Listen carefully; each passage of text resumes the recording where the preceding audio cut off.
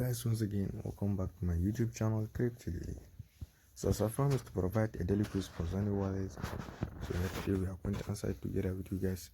If this is your first time to cross my YouTube channel, kindly click the subscribe button, click the notification bell so that you'll be notified whenever I upload a video. So let's claim our daily points. Great job.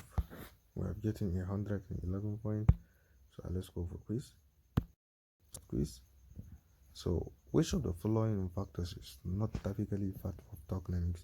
So which like the following factors it is not a fact of tokenomics, like tokenomics for other projects.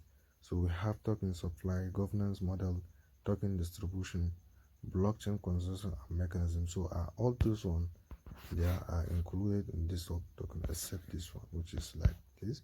So here is the correct answer. Congratulations, I have gotten the correct answer. So again, don't forget to come and claim your point, which is 4 daily point. Great job. So here it is. If this is your first time to cross my YouTube channel, kindly click the subscribe button, click the notification bell so that you'll be notified whenever I upload the video. Thank you.